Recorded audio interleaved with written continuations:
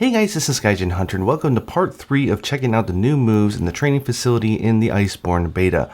Now before I start, a lot of you told me that there was a new fade slash added to the switch axe. I couldn't believe it, but check this out.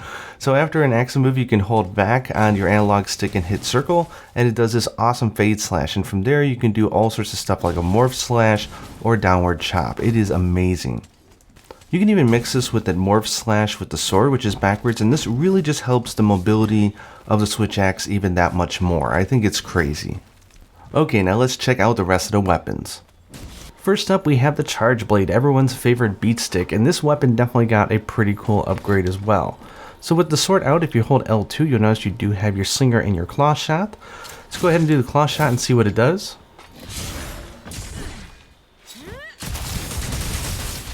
There we go. And if you notice, this is another one of those weapons that will tenderize a part of the monster, not use slinger ammo, which is perfect for a weapon like the charge blade. Now I do think that guard points are going to make a massive comeback in this game with those new armor skills that increase your attack power after a perfect guard. But check this out, if you get a lot of knockback you can't do it, but if you have slight knockback with a guard point or a regular guard, you can hit L2 and do the slinger dash right afterwards, and then you can combo into a sword attack or the axe elemental discharge too.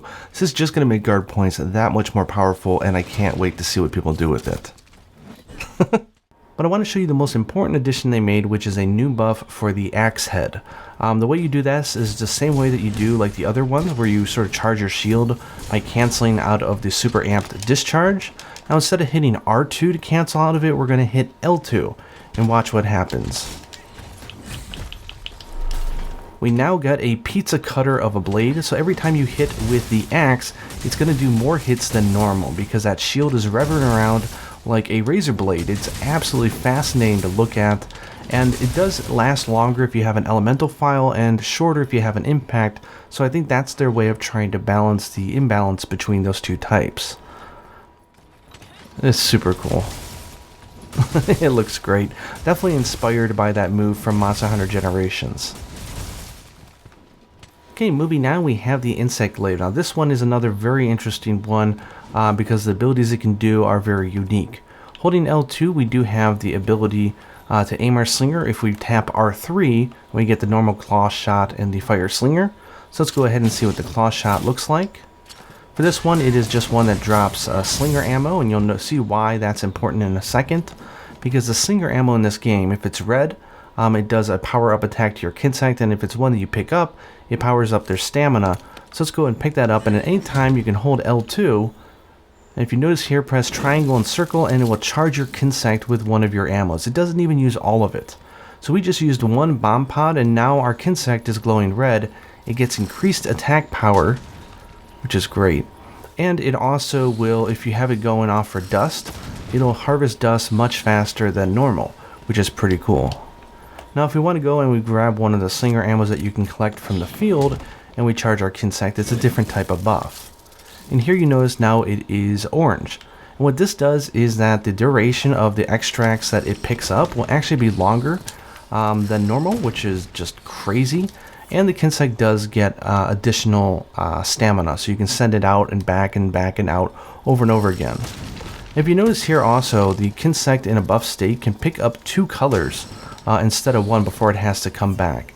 So that's an also welcome change. I just love the fact that you don't have to worry about shooting with the slinger with this weapon. You just grab ammo and then just go whoop, and you can power up your Kinsect really fast. So that's a really cool dynamic. The other thing we got is inside the air, you can press L2 to do a mid-air claw attack. You do have to be rather close to the monster, so go ahead and use your attacks to sort of position yourself, which is very easy. And not only that, it gets a downward strike attack as well. So in the air, if you notice, it says, let's see here really fast, hit R2 to do the descending thrust. So here's what it looks like. It's just a downward slam, and you can follow it up with a bunch of different strong hits. And your Kinsect, if you hit the monster, will also do an attack as well. Check this out, it's absolutely bonkers.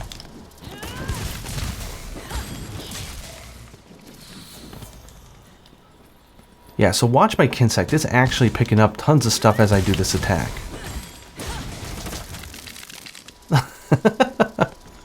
That is so cool. So now you have all these options in the air. You can go, you can do a regular attack, You can go and press B or the X to zip around.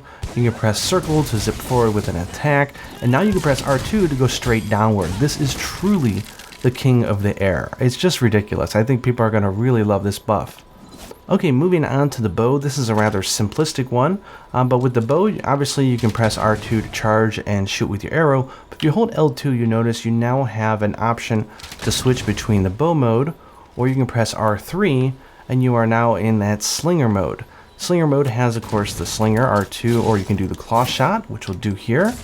Here's the claw attack, which you can finish up with the R2 for a mid-air shot if you like. Why not? But you do get one more option. So if you remember when you're aiming with this and you're shooting with the bow, you can press triangle and circle to do the Dragon Piercer, which is a long distance attack, which does a lot of hits. Well, if you're close distance, you can switch over to Slinger, and then you can go and press the same buttons to do the 1,000 Dragons, which will unload all of your Slinger ammo into a very powerful close range attack. So it's really fantastic. If you're really close to the monster, you're just shooting, you see an opportunity, quick switch over and press those buttons and you can do this close range attack. Very cool, although it does eat up through all your slinger shots. I don't really see the bow using slinger shots in any other capacity anyways. Okay, moving on to the bow guns. This is all about all the different custom parts that they've added, so there's really so much we can see in the Iceborne demo. But first let's check out the claw shot for the light bowgun. This, like the bow, is a lighter attack, so it will make the monster drop slinger ammo. Very cool. And the light bowgun, at least in this demo, they have two versions. One of them is showing off the evade reload. So if you do the two side steps and sort of that slide, either to the front or the back or the side, you'll reload a shot of your ammo. Now they have two custom mods for this evasion reload, so we're reloading 2 shots with each double evade. But this, I mean, really there's so many other different types of mods that this really doesn't tell us the full breadth of all the different changes the weapon is getting. Here's the other one. They have the Wyvern Blast mod. What this does, it changes it so instead of shooting into the ground, it shoots it forward, and it propels your hunter backward, but you're still facing the monster, which is cool. This is very similar to that hunter art that we saw in Monster Hunter Generations, so I like it. It's offensive, defensive maneuver, and it changes the way some of the core functionality of the weapon works, which is great, and it just gives me a lot of hope for all the different mods. And finally, on to heavy bowgun. I did notice here on the screen that you get 4 mods on this thing, and there was 3 on the light bowgun. I don't know whether or not that's going to be a thing in the final game, like the heavy gets 1 more extra mod. But before we check out those 2 types, let's check out the claw shot. This is the only gunner weapon which has a tenderizing type of attack. Yeah, that would pretty much tenderize my body part as well. Now the first mod that they're showing off here is this Wyvern Heart. It's pretty much a Gatling gun. You equip it, it's a rechargeable thing, and pretty much does a ton of damage. And it gets more powerful as you get closer to the monster and the Gatling goes off. I mean, look, that's 2,000 damage in that unloading that clip. Just having that in your back pocket is massive. Then finally they have this mod, which is this Wyvern Snipe. It's a special type of scope that you can put on your weapon. I'm really not that good at gunner in this, so forgive me if I'm explaining this bad.